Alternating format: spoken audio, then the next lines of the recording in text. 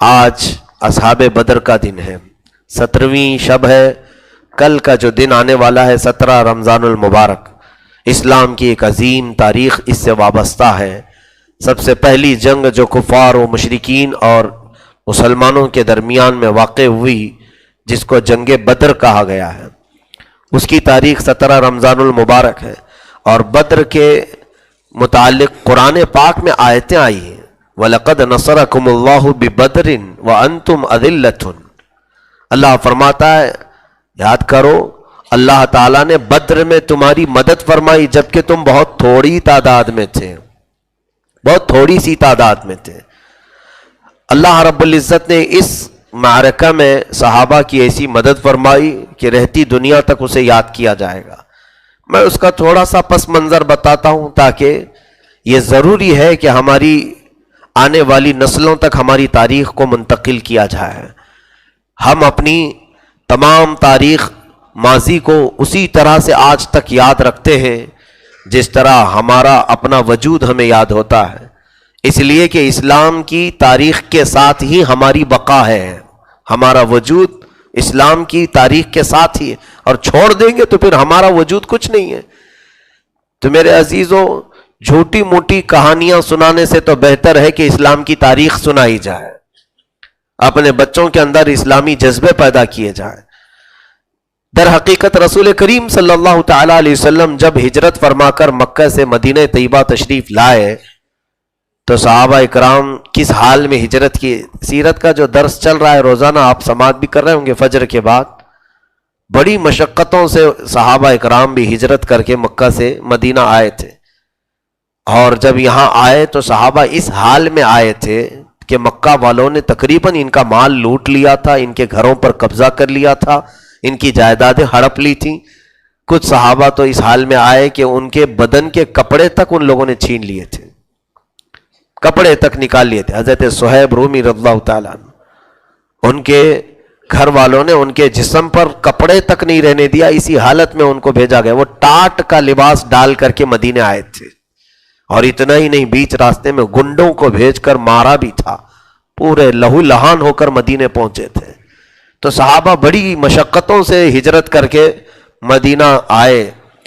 تو 2 سال ابھی بیتے نہیں تھے ہجرت کے، 1 سال گزرا، دوسرے سال یہ خبر آئی رسول کریم صلی اللہ علیہ وسلم کے پاس کہ مکہ کے بڑے بڑے خاندانوں کا ایک تجارت کا قافلہ ملک شام جا رہا ہے، جس کی سپہ سالاری اور سرداری ابو سفیان کر رہا ہے۔ تو یہ خبر حضور صلی اللہ علیہ وسلم تک پہنچی، کیونکہ ملک شام جانے کا راستہ مدینے کے قریب سے ہو کر گزرتا تھا۔ تو اللہ کے حبیب صلی اللہ علیہ وسلم نے اپنے صحابہ سے فرمایا کہ دیکھو تم سب کے سب چلو ساتھ میں، وہ قافلہ جو مکہ سے تجارت کا مال لے کر کے جا رہا ہے اس میں سے اتنا حصہ لے لو اپنا اپنا جتنا حصہ انہوں نے مکہ میں تمہارا قبضہ کیا ہے، جو غصب کیا ہے، ہڑپ لیا ہے۔ ان کے مال ہمارے اپنے مال وہ لے کر بیچنے کے لیے جا رہے ہیں، ہم اپنا مال واپس لے لیں۔ تو صحابہ اکرام رضوان اللہ تعالی علیہ مجمعین اس وقت ساتھ میں نکلے حضور صلی اللہ علیہ وسلم۔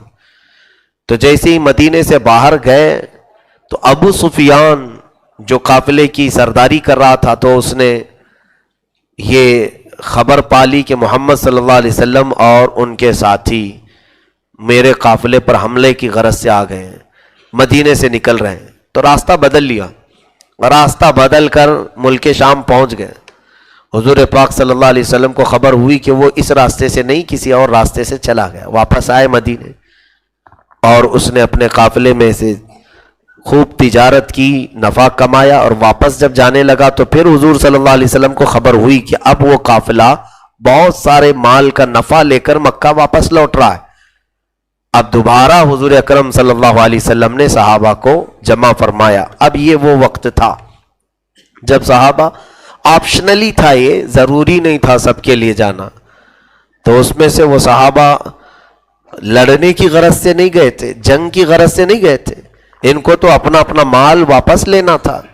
اس اعتبار سے جب نکلے حضور صلی اللہ علیہ وسلم کے ساتھ تو ابو سفیان نے مکہ پیغام بھیج دیا، اے مکہ والو، تمہاری تجارت کا قافلہ محمد اور ان کے ساتھیوں کی نگاہ میں آ گیا ہے اور وہ قبضہ کر لیں گے اور تمہارا مال لٹ جائے گا، لہذا تم مدد کے لیے آ جاؤ۔ مکہ میں یہ خبر پھیل گئی، سارے لوگ تیاریاں کرنے لگے۔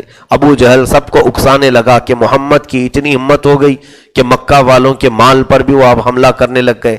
تو سارے خاندانوں کے بڑے بڑے لوگوں کو جمع کیا اس نے، لیکن ہوا یہ کہ ابو سفیان دوبارہ واپسی میں بھی پھر بچ بچا کر دوسرے راستے سے مکہ تک پہنچ گئے۔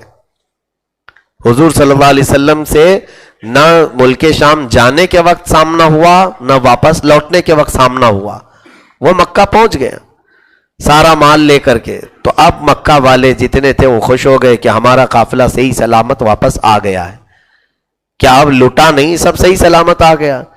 تو اس میں سے جو سنجیدہ لوگ تھے انہوں نے کہا قافلہ بچ کر کے آ گیا ہے، ہم اپنا مال لیتے ہیں اور بیٹھ جاتے ہیں۔ لیکن ابو جہل نے سب کو بھڑکایا، کہا نہیں، آ تو گیا ہے لیکن پھر دوبارہ بھی وہ حملہ کر سکتے ہیں، اس لیے ان کو ایسا مزہ چکھائیں گے کہ زندگی بھر وہ پھر ہمارے قافلوں کی طرف، ہمارے مال کی طرف نظر نہ کریں۔ تو اس میں کچھ لوگ چھٹ گئے اور باقی سارے لوگوں کو اس نے بھڑکا کر بہت سارے لوگوں کو جمع کیا، تقریباً 1000 سے زیادہ لوگ تیار ہوئے اس کی باتوں پر، اور وہ لوگ نکل کر کے آئے۔ جب میرے آقا صلی اللہ علیہ وسلم مدینہ طیبہ سے تقریباً 160 کلومیٹر دوری پر جو علاقہ ہے بدر، وہ ایک میدان تھا، وہاں پر حضور پاک صلی اللہ علیہ وسلم پہنچے ہوئے تھے۔ حضور کو خبر ہو گئی کہ مکہ والے جنگ کی غرض سے نکلے ہیں اور بڑے ہتھیار اور سامان سے لیس ہو کر آ رہے ہیں۔ حضور اکرم صلی اللہ علیہ وسلم نے صحابہ سے فرمایا کیا تم سب تیار ہو؟ کہاں کی تیاری؟ مدینے سے نکلنے کے وقت یہ تھوڑی نہ خبر تھی کہ وہ لوگ لڑنے والے ہیں۔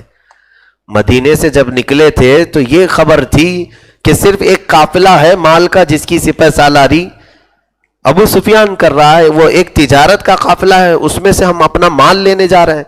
لیکن یہ کیا، وہاں پہنچنے کے بعد پتا چلا کہ 1000 کی تعداد میں وہ لوگ ہتھیار سے لیس ہو کر لڑنے کی غرض سے آ رہے ہیں۔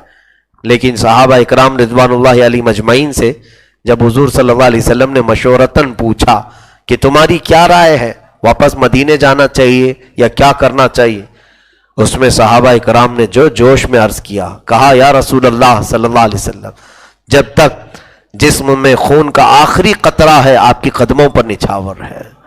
ہم اگرچہ ہتھیار کے ساتھ نہیں آئے، ہم اس بنی اسرائیل کی طرح نہیں جو موسیٰ سے یہ کہتے تھے کہ اے موسیٰ جاؤ آپ اور آپ کے خدا مل کر کے لڑو دشمنوں سے، ہم بیٹھ کے دیکھتے ہیں۔ بنی اسرائیل یہی کہتے ہیں، جب حضرت موسیٰ علیہ السلام ان کو بلاتے چلو قوم جبارین سے لڑنے کے لیے، تو یہ موسیٰ علیہ السلام کی قوم کیا کہتی؟ فقاتلا اذهب انت وربک فقاتلا انا ہاہنا قاعدون، تم اور تمہارے رب مل کر کے دونوں لڑو موسیٰ، ہم بیٹھ کر کے دیکھتے ہیں۔ تو بنی اسرائیل وہ تھے، لیکن صحابہ اس بات کو یاد کر کے عرض کرتے ہیں آقا ہم بنی اسرائیل میں سے نہیں ہیں جو یہ کہیں گے کہ آپ اور آپ کے رب لڑے۔ اے اللہ کے نبی آپ بیٹھے، ہمارے جسم کے آخری ٹکڑے تک ہم آپ کے ساتھ لڑتے رہیں گے، آپ کے سائے میں لڑتے رہیں گے۔ صحابہ اکرام رضوان اللہ علیہ مجمعین میں سے ایک نے بھی واپس جانے کا قول نہیں کیا، کھڑے رہے، جبکہ ان کے پاس سامان جنگ کچھ بھی نہیں تھا۔ مشکل سے جو چند تلواریں ان کے پاس تھیں، بہت کم۔ تو حضور پاک صلی اللہ علیہ وسلم نے سب صحابہ کا جذبہ دیکھا، اور اس کے بعد جب کفار و مشرکین آ گئے میدان بدر میں، ان لوگوں نے ایسی زمین چنی کہ وہ مضبوط زمین تھی، مٹی کی زمین، اور ان کی طرف پانی بھی تھا، اور جہاں پر رسول کریم صلی اللہ علیہ وسلم اور صحابہ کے یہ قافلے کا پڑاؤ ہوا تھا، یہ ریتیلی زمین تھی، بالو کی زمین جس میں پیر دھس جاتے تھے، چل نہیں پاتے تھے۔ تو یہ گھبرائے ہوئے تھے کہ ہم اپنی زمین پر چل بھی نہیں پا رہے ہیں، اور وہ کفار و مشرکین مٹی کی زمین پر ہیں۔ خیر یہ تمام چیزیں ان کے ساتھ آزمائش کی تھیں صحابہ کی۔ حیرت کی بات ہے، سوچیے کہ اللہ تبارک و تعالیٰ نے ان کو آزمائش میں کیسے ڈالا۔ رمضان کا مہینہ ہے، 17 رمضان، اب بھی زیارت کرنے والے بدر جاتے ہیں، اے سی بس میں بیٹھ کر کے جاتے ہیں، 5 منٹ کے لیے نیچے اترتے ہیں تو ہا ہو کر کے پھر چڑھتے ہیں۔ بدر کی جو گرمی ہے آج بھی 45 ڈگری کے اوپر رہتی ہے ہمیشہ، تقریباً 50 ڈگری میں بھی میں وہاں کھڑا رہا ہوں، دیکھا ہوں۔ اور دور دور تک سایہ لینے کے لیے کوئی درخت تک نہیں. ایسی چلچلاتی ہوئی دھوپ میں وہ کئی صحابہ ایسے تھے جو پیدل مدینے سے چل کر کے وہاں تک آئے تھے. سواریاں بھی نہیں تھیں. ہم بس میں آج جا نہیں پاتے، اور اس وقت نہ روڈ تھا نہ راستے تھے، بلکہ وہ پہاڑوں پر سے چڑھتے اترتے مدینے سے لے کر بدر پہنچنے تک کئی ہزار پہاڑ سامنے آتے ہیں. کئی ہزار پہاڑ ہیں. 1 کلومیٹر کا بھی حصہ خالی نہیں ملے گا، ہر حصے پر پہاڑ ہیں. ان راستوں کو عبور کر کے وہ آئے میرے آقا صلی اللہ علیہ وسلم کے ساتھ. سچ فرمایا میرے مولا نے ان کی فضیلت میں، رضی اللہ عنہم ورضوا عنہ، اللہ ان سے راضی ہوا اور یہ اللہ سے راضی ہیں. یقیناً صحابہ اکرام کی باتیں آج جو ہم بیانات میں کہتے ہیں میرے عزیزوں، یہ زبان سے کہہ لینا بڑا آسان ہے، پریکٹیکلی کر کے دکھاؤ بہت مشکل کام ہے. جو وہ رسول کریم صلی اللہ علیہ وسلم کے ساتھ جو قربانیاں انہوں نے دی ہیں، عملی میدان میں بہت مشکل کام ہے یہ. تو صحابہ اکرام ایک تو رمضان کے موسم میں، رمضان ہے، اور دوسری گرمی شدت کی چلچلاتی ہوئی دھوپ میں، لوگوں کے پاس نہ گھوڑے ہیں نہ اونٹ ہیں، سواریاں پیدل آئے تھے، اور بہت سارا سامان بھی نہیں. پھر پلس یہ کہ سامان جنگ بھی نہیں، جس سے لڑنا ہے وہ تلواریں نہیں، وہ نیزے نہیں. مشکل سے چند صحابہ کے پاس تھی، اور ان کی تعداد کتنی تھی؟ 313، اور ادھر 1000 سے زیادہ ہیں. 313 لوگ نہتے اور میدان میں کھڑے ہیں. کیا یہ آزمائش نہیں ہے؟ کتنی بڑی آزمائش ہے. قرآن میں اللہ رب العزت نے اس کو ذکر فرمایا کہ اللہ نے تمہاری مدد کی جب تم تعداد میں بہت کم تھے، تمہارا دل ڈول رہا تھا، اور رب تعالیٰ نے تمہارے دلوں کو مضبوط کیا. اللہ کے حبیب صلی اللہ علیہ وسلم اب دیکھیں اپنے صحابہ کو کیسے ہمت بڑھاتے ہیں، کیسے ہمت بڑھاتے ہیں. رات کا وقت ہوا، کل جیسے یہ آج کی رات ہے اور کل 17 رمضان ہونے والی رات کے وقت میرے آقا صلی اللہ تعالیٰ علیہ وسلم سارے صحابہ کی تیاریاں کر چکے. ان کو صفوں میں لگائے، ان کو لوکیشن سب بتایا، کس کو کہاں رہنا ہے، کیا کرنا ہے. پھر آئے عبادت میں مصروف ہو گئے، سجدے میں گر گئے. اللہ کے حبیب صلی اللہ علیہ وسلم اب دعا کرتے ہیں، اے بار الہا، تیرے ماننے والے، تجھ پر ایمان لائے ہوئے یہ بندے باہر نکلے ہیں تیرے دشمنوں سے لڑنے کے لیے. اگر تو نے آج ان کی مدد نہیں کی تو پھر قیامت تک تیرا سجدہ کرنے والا کوئی نہیں آئے گا. لن تعبد ابدا، کبھی تیری عبادت نہیں ہو پائے گی.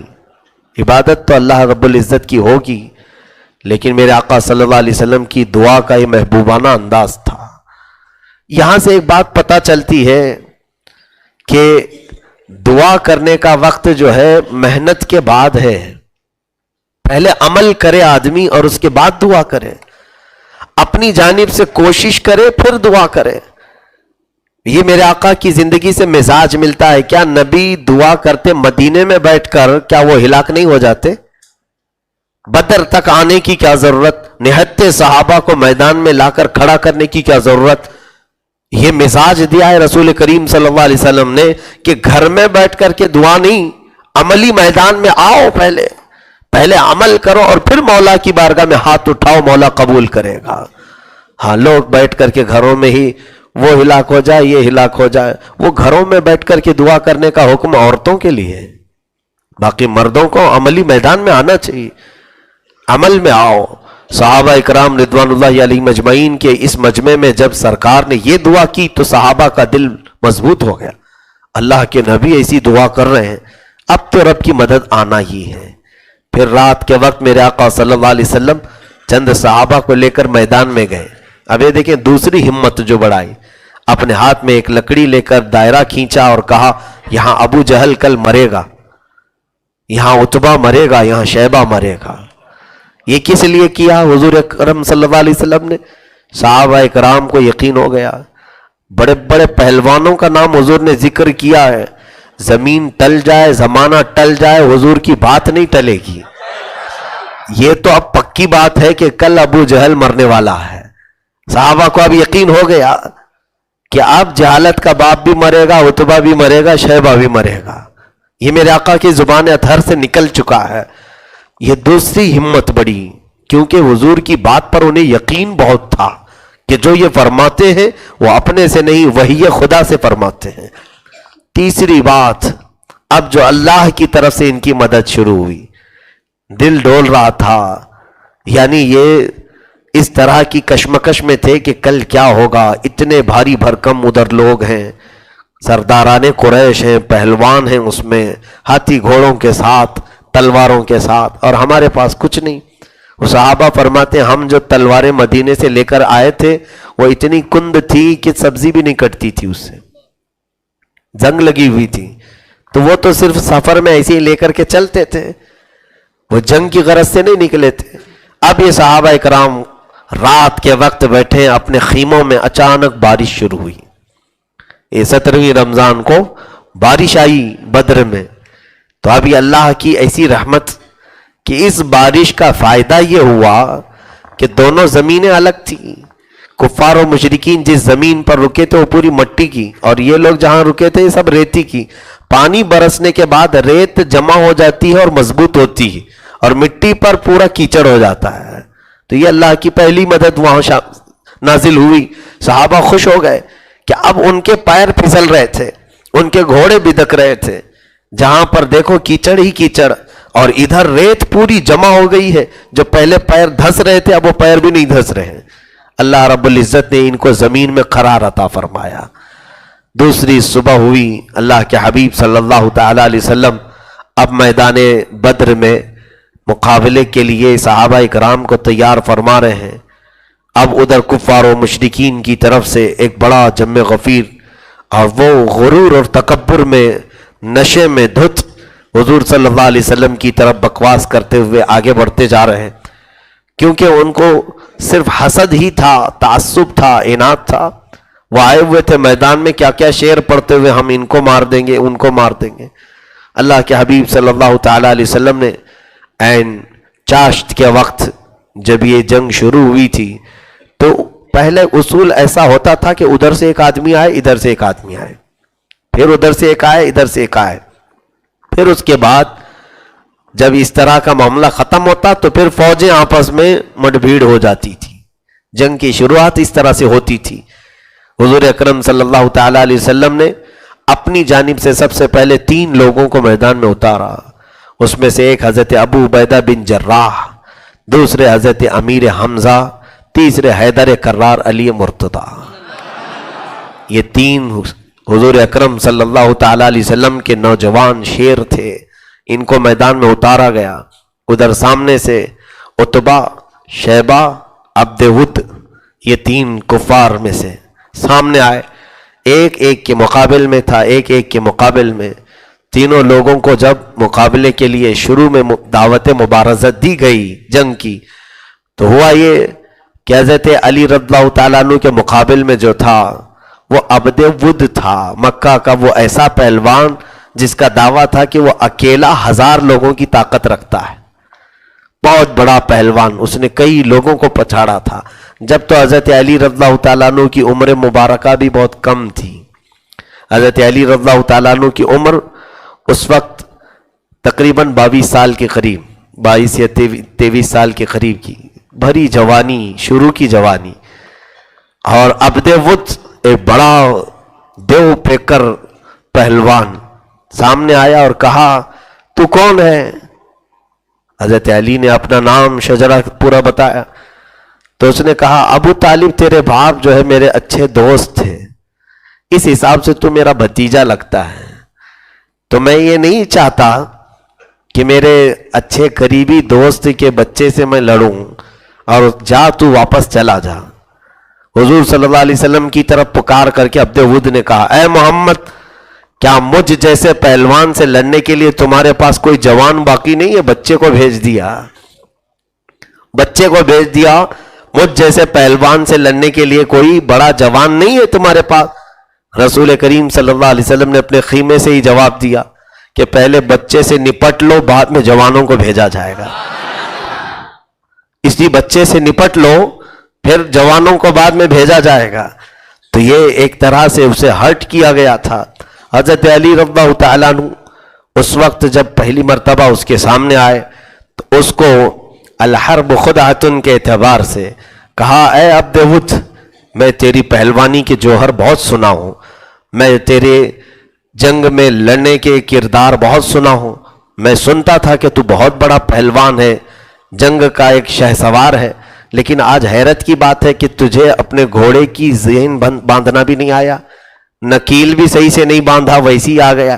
یہ ایک طرح سے توہین تھی کسی ماہر جنگجو کی کہ اسے گھوڑے کی نکیل باندھنا نہیں آتی اور جنگ میں لڑنے آ گیا ہے۔ تو اس نے کہا کہ ایسا کیسے ہو سکتا ہے؟ وہ جھک کر دیکھنے لگا، آپ نے تلوار اٹھائی اور گردن پہ مار دی ایک ہی وار میں، جس طرح سے گرگٹ کو ایک ہی بار مارنے میں ثواب ہے، مولا کائنات علی مرتضیٰ نے ایک ہی وار میں گردن اڑائی، اس کا سر اڑا ہوا میں۔ یہ پہلا موقع تھا جب بدر کے میدان میں نعرہ تکبیر بلند ہوئی تھی، اللہ اکبر کی آواز سے پوری زمین دہل گئی۔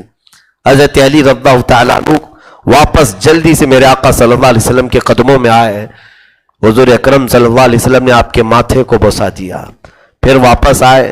یہاں جو دو اور صاحب تھے، حضرت امیر حمزہ نے اپنے مد مقابل کو ختم کیا تھا، عتبہ کو، اور حضرت ابو عبیدہ زخمی ہو چکے تھے ان کے مقابل نے، پھر حضرت علی نے بھی ان کے مقابل کے ساتھ برابر کا کام کیا۔ پھر یہ جنگ بڑھتی گئی، اس کے بعد گھمسان کی جنگ شروع ہوئی دوپہر کے وقت۔ اب ایسی لڑائی شروع ہوئی۔ اب اس میں جو معاملات ہوئے وہ قرآن کہتا ہے، اِذْ تَقُولُ لِلْمُؤْمِنِينَ أَلَنْ يَكْفِيَكُمْ أَنْ يُمِدَّكُمْ رَبُّكُمْ بِثَلَاثَةِ آلَافٍ مِّنَ الْمَلَائِكَةِ مُنزَلِينَ۔ اے محبوب یاد کریں جب آپ مومنوں سے کہہ رہے تھے، اے مومنوں ڈرو مت، اللہ تمہاری مدد کے لیے 3000 فرشتوں کو بھیج رہا ہے۔ یہ قرآن پاک میں ذکر آیا ہے۔ اللہ تعالیٰ نے اس وقت صحابہ کی ہمت کے لیے، حوصلہ افزائی کے لیے 3000 فرشتے اتارا، 3000 فرشتے۔ اور اتنا ہی نہیں، آگے دوسری آیت میں مولا فرماتا ہے، بلا ان تصبروا وتتقوا ويأتوكم من فورهم هذا يمددكم ربكم بخمسة آلاف من الملائكة مسومين۔ رب تعالیٰ فرماتا ہے کہ آپ لوگ جمے رہے، ڈٹے رہے، اللہ رب العزت نے پھر تمہاری مدد کے لیے 5000 فرشتے اتارے۔ 5000 فرشتے کس کے مقابل میں اتارے؟ کفار و مشرکین کے۔ ان کفار و مشرکین کا کہنا ہے کہ ہم لڑنے کے لیے جا رہے تھے، ان کے سامنے عجیب و غریب شکلیں ہمارے سامنے آتی تھی جن کو ہم نے نہ مکہ میں دیکھا تھا نہ مدینے میں دیکھا تھا۔ وہ بعد میں جو جنگ ختم ہوئی تب کئی لوگوں نے اس چیز کو بیان کیا کہ ہمارے اوپر ہیبت طاری ہوتی، کچھ ایسی شکلیں ہم دیکھ رہے تھے۔ تب اللہ کے حبیب صلی اللہ علیہ وسلم نے فرمایا وہ تو اللہ کے فرشتے تھے۔ خیر یہاں ایک بات ہے، اللہ تعالیٰ کا ایک فرشتہ ہی اتنی قوت والا ہوتا ہے، جیسے آپ کو قوم سمود کے عذاب کے بارے میں بتایا تھا، ایک فرشتے کو اللہ نے اتارا تھا اور اس نے ایک چیخ ماری، پوری قوم ہلاک ہو گئی۔ فرشتے کی ایک آواز سے پوری قوم برباد ہو گئی، ختم ہو گئی، تباہ ہو گئی۔ یہاں جنگ بدر میں 1000 کافروں کے لیے 3000 پہلے اتارے فرشتے اور پھر 5000 اتارے۔ اتنے فرشتوں کو اتارنے کی کیا وجہ تھی؟ تفسیر میں اس کی بڑی پیاری وجہ لکھی گئی ہے۔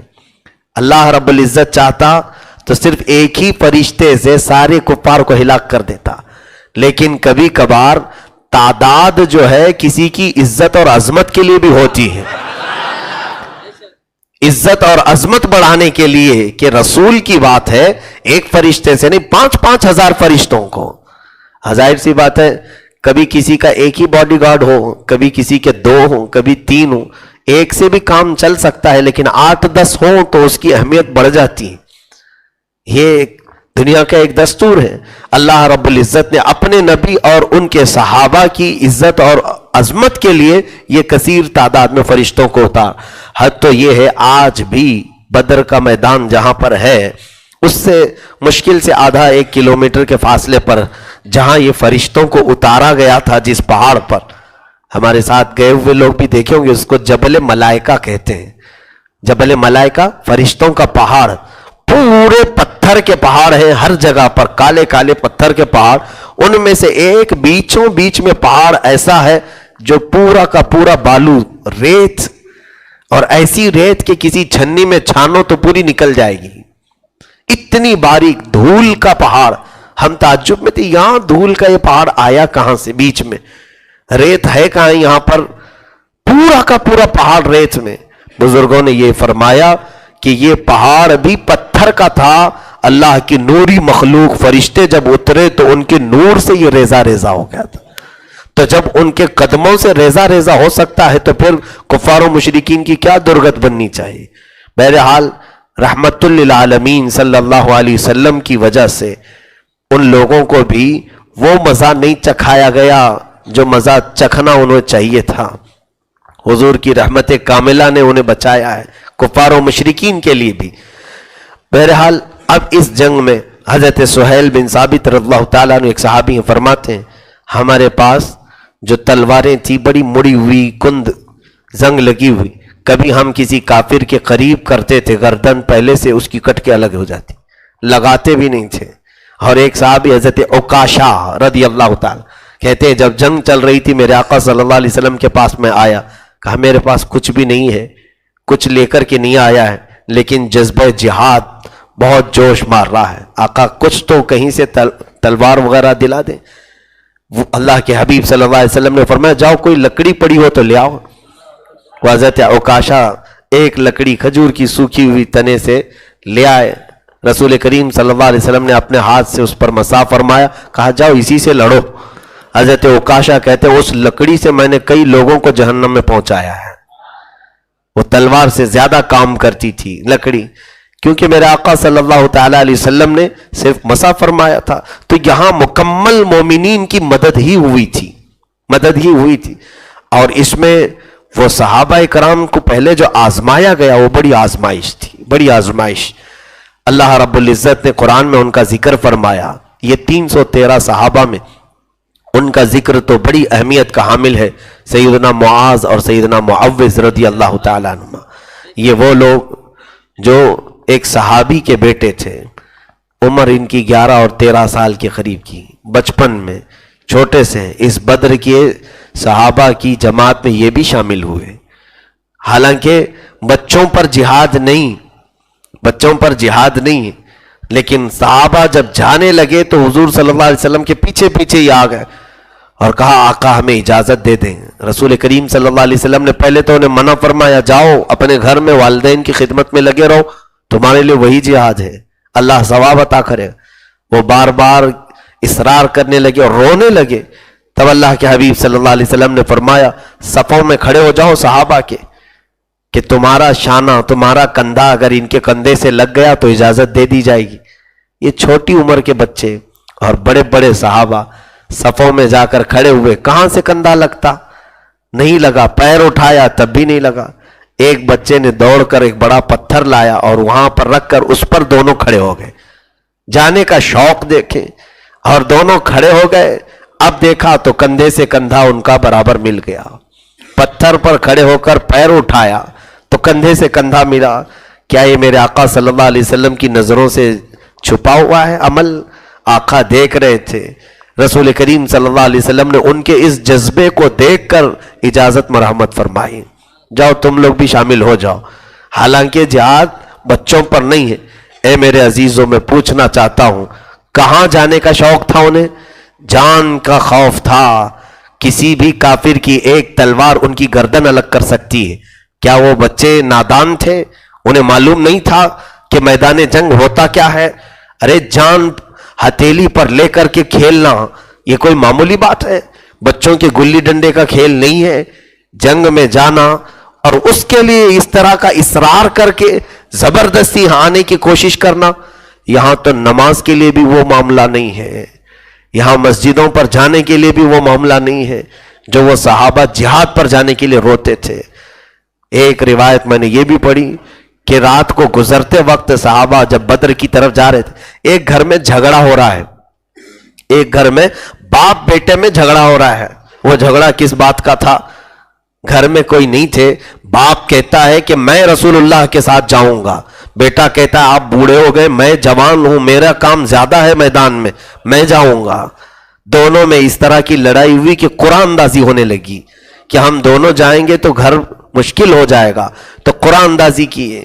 قرآن میں 3 مرتبہ قرآن اندازی میں بیٹے کا ہی نام نکلا.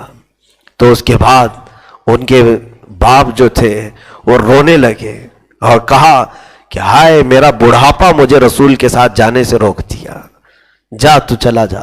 یہ ان کا جو شوق تھا مصطفیٰ کریم صلی اللہ علیہ وسلم کے قدموں پر نچھاور ہونے کا، تو یہ کہاں رہ گیا میرے عزیزوں؟ آج ہم پوچھتے ہیں مدد اللہ کی کیوں اب نہیں آتی؟ وہ 5000 فرشتے کیوں نہیں اترتے؟ وہ 3000 فرشتے کیوں نہیں اترتے؟ کیا ہمارے معاشرے میں وہ بچہ ہے جو اللہ کے نبی صلی اللہ علیہ وسلم کی محبت پر جان دینے کی اور قربانی دینے کی بات کرتا ہو؟ میاں اب تو جہاد کا وقت بھی نہیں، آپ کی جان کون مانگ رہا ہے؟ یہاں تو وقت نہیں دیا جاتا، وقت نہیں دیا جاتا۔ بہر کیف یہ دو صاحبزادے حضرت معاذ اور معوذ، ان کی عمر بہت چھوٹی سی تھی جب یہ میدان بدر میں آئے۔ ان کے جوہر، ان کے جو کردار ہیں وہ رہتی دنیا تک یاد کیے جائیں گے، رہتی دنیا تک یاد کیے جائیں گے۔ میدان بدر میں آ کر حضرت عبد الرحمن بن عوف رضی اللہ تعالیٰ عنہ فرماتے ہیں کہ یہ دونوں بچے میرے قریب آئے اور پوچھنے لگے، چچا ابو جہل کسے کہتے ہیں؟ وہ کہاں رہتا ہے؟ کون ہے؟ دیکھا تک نہیں بچوں نے اس دشمن رسول کو، سنا تھا۔ کہا کیوں تم اس کا کیا کرو گے؟ کہا سنا ہے وہ گالیاں دیتا ہے حبیب باری کو، میرے آقا صلی اللہ علیہ وسلم کو گالیاں دیتا ہے، ہم نے سنا ہے۔ تو حضرت عبد الرحمن بن عوف کہنے لگے کہ بیٹا وہ تو سردار قریش ہے، اس کے آس پاس بہت سارے لوگ ہوں گے، وہ مکہ کے قریش خاندان کے اور دوسرے خاندانوں کا ایک سردار ہے۔ تو یہ دونوں بچوں سے بات چلی رہی تھی۔ حضرت عبد الرحمن بن عوف رضی اللہ تعالیٰ عنہ فرماتے ہیں اچانک میں نے دیکھا میرے سامنے سے ہی گھوڑے پر ابو جہل جا رہا تھا میدان میں سے، تو میں نے بچوں کی طرف کہا کہ بیٹا دیکھو وہ جو گھوڑے پر جا رہا ہے یہی ہے جہالت کا باپ، یہی ہے ابو جہل۔ ابھی بات مکمل ہونے بھی نہ پائی تھی، حضرت ابن عوف فرماتے ہیں کہ یہ دونوں بچے چیل کی طرح جھپٹ کر اس کی طرف پہنچے، اتنی تیزی سے پہنچے۔ یہ چھوٹے تھے نا، چھوٹوں کی طرف کوئی توجہ تھوڑی نہ کرتا ہے، اکثر ہوتا ہے ایسی، اور جب مولا مارنا چاہتا ہے تو چھوٹوں سے ہی ختم کرتا ہے۔ ابو جہل ان کی طرف کوئی توجہ نہیں کیا، تو یہ دونوں بچے دوڑتے ہوئے اس کے گھوڑے کے قریب گئے۔ ایک بچے نے تلوار سے اس کے گھوڑے کی ٹانگوں پر مارا تو گھوڑا زمین پر گر گیا، اور دوسرے شہزادے نے فوراً ابو جہل کے سینے پر چڑھ کر کے اس کی گردن پر تلوار رکھ دی۔ دونوں ایسے جکڑ چکے تھے کہ وہ ہل نہیں سکتا تھا۔ 12 سال اور 13 سال میں کون سی قوت تھی، کون سی قوت تھی میرے عزیزوں؟ یہ کھانے روٹی سالن کی قوت نہیں، یہ قرآن پاک کی قوت تھی۔ جو صحابہ کے گھروں میں یہ وہاں پرورش پائے ہوئے بچے تھے جہاں آنکھ کھلتی تو باپ کو محراب عبادت میں دیکھتے تھے، جہاں یہ ان گھروں میں پرورش پائے ہوئے بچے تھے جہاں مائیں سلاتے ہوئے بھی قرآن کی لوریاں سناتی تھیں۔ تو یہ دونوں شہزادے ایسے جکڑ کر کے بیٹھ گئے اس کے اوپر۔ تو ظاہر سی بات ہے اب اس دشمن رسول کا خاتمہ کرنا ہے، قتل کرنا ہے۔ وہ ڈائریکٹ انہوں نے مارا نہیں، پوچھا کہ کچھ بات ہے تو بولو۔ ابو جہل سے کہا کہ کوئی بات ہے تو بولو، ہم تمہاری قوم تک پیسج پہنچا دیں گے۔ اس نے کہا میں عرب میں سے ہوں، میں پہلوان ہوں، میں سردار قریش ہوں، میں موت سے نہیں ڈرتا، موت کا کھیل تو ہم روز کھیلتے ہیں۔ ایسے بہت سارے لوگ بولتے ہیں موت کے کھیل ہم بہت کھیلے ہیں۔ ابو جہل کہتا ہے لیکن اے بچوں مجھے افسوس اس بات کا ہے کہ مجھے کوئی پہلوان نہیں مارا، بچے مار رہے ہیں۔ کاش میرے برابر کا کوئی آدمی مجھے مارتا تو سکون سے مرتا۔ اللہ رب العزت جاہلوں کو کبھی سکون سے موت نہیں دے گا، ان کے کیے کی سزا ان کے موت کے وقت بھی چکھائی جائے گی۔ بعض لوگوں نے لکھا ہے کہ ابو جہل نے یہاں تک بچوں سے کہا کہ گردن تھوڑا نیچے سے کاٹنا اگر کاٹ رہے ہو، کیوں؟ جب سب کی گردنیں رکھی جائیں تو میری تھوڑی بڑی نظر آئے۔ یہ غرور و تکبر موت کے وقت بھی ختم نہیں ہوتا۔ کفر میں مبتلا آدمی کو کبھی ہدایت جلدی نہیں مل پاتی، تعصب کی اینک نکالنی پڑتی ہے۔ بہرحال دونوں شہزادوں نے ابو جہل کے ہاتھ پیر پکڑے اور اس کو گردن سے الگ کر دیا۔ دیکھیں ایک تاریخ میں آج بھی ہے کہ اوروں نے اگر جہالت کو مارا تو انہوں نے ابو جہل کو مارا، اور صحابہ نے کافروں کو مارا ہوگا، ان بچوں نے تو کفر کو مارا ہے، पूरे कुफ्र को जड़ से मारा है। इतना मामूली काम नहीं था ये। भरे मैदान में एक सरदार कुरैश को पकड़ना और मारना, क्या उसके बाद अंजाम अच्छा होने वाला था? बज़ाहिर क्या उनके साथ सब लोग वाह वाह करके छोड़ देते? हुआ यही कि हंगामा मच गया कुफार की जमात में कि अबू जहल मर गया है और वो भी बच्चों ने मारा है। तो खलबली मची हर जगह पर। तो कुछ लोग दौड़ते हुए आए इन बच्चों पर हमला करने के लिए। तो ये बचाते हुए अपने खीमों की तरफ दौड़ रहे थे। उसमें से एक शहजादे हजरत मुआज रदी अल्लाह तआला, दोनों भाई हैं, और एक सहाबी के बेटे हैं जो किसान थे सहाबी। मुआज रज़ियल्लाहु तआला अन्हु के मोंढे पर किसी ने तलवार मारी, हाथ पर, कंधे पर, तो हाथ पूरा कट करके गिर गया। ऐसा कि चमड़ी से, बगल की चमड़ी लटकी हुई थी, पूरा हाथ भी नहीं कटा है। पूरा हाथ नहीं कटा, आधी चमड़ी बगल से लटकी हुई, वो हाथ झूल रहा था।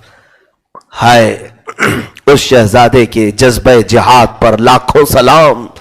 ये नहीं कि जख्म खा करके जाकर बैठ जाए, दूसरे हाथ में तलवार लेकर के फिर मैदान में हाजिर है, फिर मैदान में है और पुकार रहा है, कोई है जो मुझसे मुकाबला करे?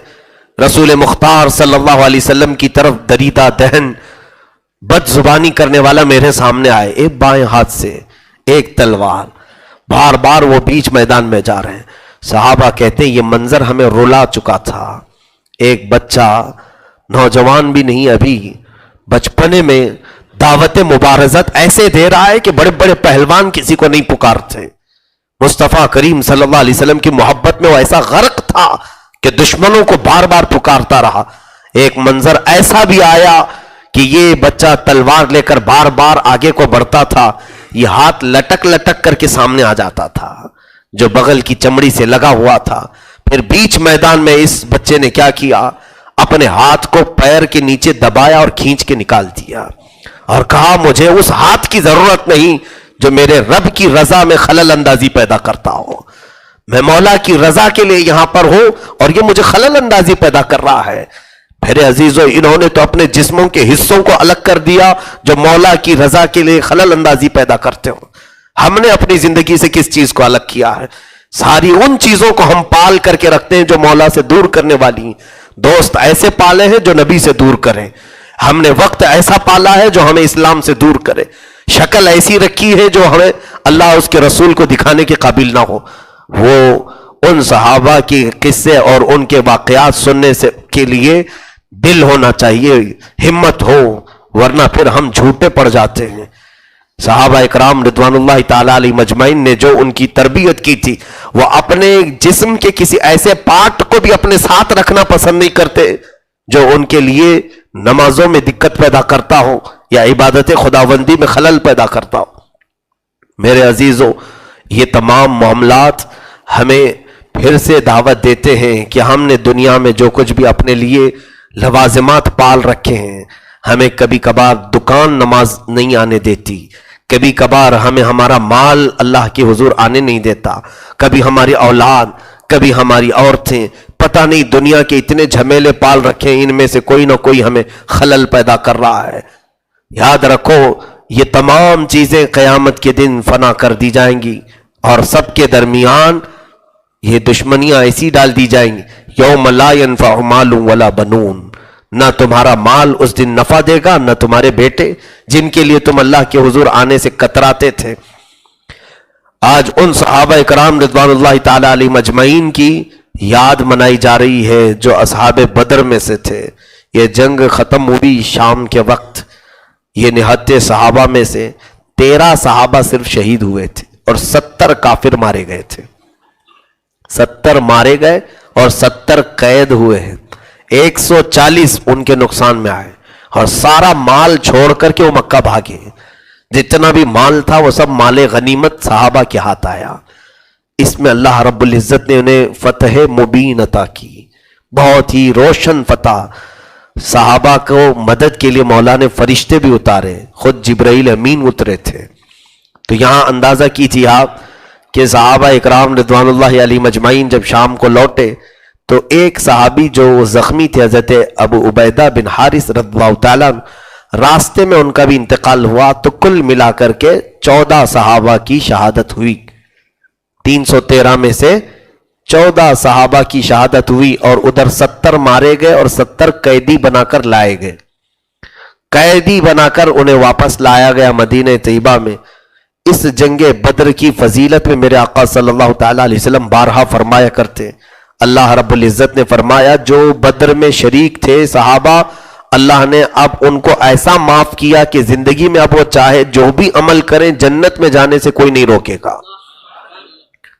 ایک بار حضور اکرم صلی اللہ علیہ وسلم محفل میں بیٹھے ہوئے تھے، ایک بدری صحابی، اب ان کو بدری صحابی کہتے ہیں، جو بدر میں شریک تھے ان کو بدری صحابی۔ تو ایک صحابی وہ آئے، حضور نے محفل میں سے لوگوں کو کہا کہ اٹھو، انہیں راستہ دو، ان کو محفل میں جگہ دو۔ تو بدری صحابی کو محفل میں جگہ دلوایا اور کہا کہ اللہ رب العزت کی بارگاہ میں ان کا بڑا مقام ہے، جو بدر میں شریک تھے۔ اسی وقت جبرائیل امین آئے، عرض کیا یا رسول اللہ صلی اللہ علیہ وسلم، اللہ کے کروڑوں فرشتوں میں اللہ رب العزت کی بارگاہ میں وہ فرشتے افضل ہیں جو 5000 بدر میں اتارے گئے تھے۔ جس طرح صحابہ میں بدری صحابہ کی فضیلت ہے، اسی طرح بدری ملائکہ کی بھی فضیلت ہے۔ تو بدر سے جن لوگوں کو نسبت حاصل ہوئی وہ دنیا کے بہت ہی بڑے مقام پر ہیں۔ اسی لیے بزرگوں نے لکھا ہے، وہ حضرت شیخ دارانی رضی اللہ تعالیٰ نے ایک بڑے بزرگ ہیں، فرمایا کہ اصحاب بدر کے ناموں کی اتنی تاثیر ہے کہ جب کبھی ان کے ناموں کی تلاوت کی جاتی ہے اللہ مصیبتوں کو دور کرتا ہے۔ اور انہی کے متعلق تو آیت نازل ہوئی نا، وَلَا تَقُولُوا لِمَنْ يُقْتَلُ فِي سَبِيلِ اللَّهِ أَمْوَاتٌ، جو اللہ کی راہ میں مارے جائیں انہیں مردہ نہ کہو، بل احیاء ولکن لا تشعرون، بلکہ وہ زندہ ہیں تمہیں اس کا شعور نہیں۔ اب یہ ایسے زندہ ہیں، توجہ، ایسے زندہ ہیں کہ ایک دو نہیں، کئی روایات موجود ہیں کہ یہ صحابہ اکرام اپنے ذات کے ساتھ حاضر ہوتے ہیں اور پکارنے والے کی مدد بھی فرماتے ہیں۔ شیخ دارانی رحمۃ اللہ علیہ لکھتے ہیں کہ ایک بندہ تھا جو تجارت کی غرض سے ایک سفر پر جا رہا تھا، اسے لوگوں نے منع کیا تھا کہ یہ سمندر کا سفر بہت ہی کٹھن ہے، اس راستے سے کوئی گیا نہیں، اور جو جاتا ہے بیچ میں ڈاکوؤں کے قافلے ہیں وہ لوٹ لیتے ہیں، ڈاکوؤں کے قافلے آتے ہیں اور لوٹ لیتے ہیں۔ وہ بحری راستہ تھا، بہرحال اس نے کشتی تیار کر دی تھی، مال پورا لاد دیا تھا اور لے کر کے اس نے نکلنے کو ہی عافیت سمجھی۔ راستے میں وہ پہنچا، سنیے، اس نے اصحاب بدر کے نام کی تلاوت شروع کی، کہا اللہ ان کی برکت سے میری حفاظت کرے، اصحاب بدر کی برکت سے مجھے بچا لے۔ بیچ سمندر میں پہنچا تھا کہ کئی کشتیاں آتی ہوئی نظر آئیں اور تلواروں کی آوازیں، تو یہ کشتیاں کون سی تھی؟ ڈاکوؤں کی، پکڑو پکڑو یہ آوازیں آنے لگی کہ مال آ گیا ہے، بڑے دنوں کے بعد اس راستے سے کوئی گزر رہا ہے۔ تو یہ خونخوار ڈاکو تھے جو بیچ میں، جیسے بحری قزاق کہتے ہیں، سمندر میں لوٹنے والوں کا ایک گروہ ہوتا ہے، جہازوں کو پورا کا پورا، آج بھی یرغمال بنایا نہیں جاتا، آج بھی کڈنیپ ہوتے ہیں جہاز۔ تو بہرحال یہ بہت سارے ڈاکو آئے اور سامنے اس کو نظر بھی آنے لگے کہ یہ تلواریں چلاتے ہوئے ابھی آئیں گے، شاید ہو سکتا ہے مجھے بھی قتل کر دے، مال بھی لوٹ لے۔ اچانک وہ کہتا ہے کہ میرے پیچھے سے بھی اور کشتیاں نظر آئی، سفید سفید لباس میں کچھ لوگ آئے۔ تو یہ جو ڈاکو مجھ تک پہنچے بھی نہیں تھے کہ یہ جو سفید کشتیوں میں سفید قسم کے لباس پہنے ہوئے لوگ آئے تھے، انہوں نے ہی مقابلہ کیا ان ڈاکوؤں سے۔ دم زدن میں تھوڑا وقت بھی نہیں گزرا تھا کہ کئی ڈاکوؤں کی لاشیں زمین سمندر پہ پھیلی ہوئی تھیں، خون سے لت پت تھیں اور پانی رنگیلا۔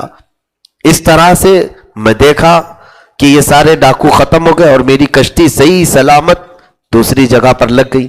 جب میں ساحل پر پہنچا، کنارے پر پہنچا، تو بہت سارے لوگوں نے میرا استقبال کیا، پوچھا اس راستے سے کئی سالوں بعد کسی تجارت کے قافلے کو صحیح سلامت آتے ہوئے ہم نے پہلی بار دیکھا ہے، بہت سالوں کے بعد۔ تو اس نے اپنا واقعہ بتایا، رات کو میرے ساتھ ایسا ایسا ہوا۔ تو وہاں پر ایک بزرگ تھے، انہوں نے فرمایا اے بندے تجھے معلوم ہے رات میں تیری مدد کے لیے جو لوگ آئے تھے وہ اصحاب بدر تھے، جو سفید کشتیوں میں سفید لباس میں ملبوس آئے تھے وہ اصحاب بدر تھے کہ اللہ رب العزت نے انہیں یہ تصرف اور اختیار عطا کیا ہے. وہ شہید ہوئے ہیں لیکن ان کے جسموں کو زمین کی مٹی نہیں کھاتی. جب جب انہیں مدد کے لیے کوئی پکارتا ہے تو اللہ رب العزت کی اجازت سے، اس کے حکم سے وہ اپنی ذات کے ساتھ مدد کے لیے تشریف لاتے ہیں. اسی لیے آج کے دن تقریباً عرب میں بھی اور ادھر کیرلا وغیرہ کی طرف اصحاب بدر کی محفل کا آج بڑا اہتمام کیا جاتا ہے. عالم اسلام میں آج صحابہ یا اصحاب بدر کو یاد کیا جاتا ہے. ان کے ناموں کی تلاوت کے متعلق یہاں تک بھی لکھا گیا ہے کہ کئی لوگوں کو اللہ نے ان کے ناموں کی تلاوت کرنے کی وجہ سے ولایت عطا فرمایا. کئی اللہ کے ولی بن گئے جو اصحاب بدر کے ناموں کی تلاوت کنٹینیو کرتے تھے. ان کے ناموں میں وہ برکت ہے. اللہ رب العزت ان سے راضی ہے. تو ان کے وسیلے سے ہم انشاءاللہ آج دعا بھی کریں گے. ہمارے زندگیوں میں جو مصیبتوں کو ہم جھیل رہے ہیں، خاص طور پر مولا تبارک و تعالی ملک کے امن و امان میں ہماری مدد فرمائے. رب تبارک و تعالیٰ کی نصرت کاملہ ایسی نازل ہو کہ مولا ہم سب کو صحیح طریقے سے اسلام و سنیت پر عمل کی آزادی نصیب فرمائے.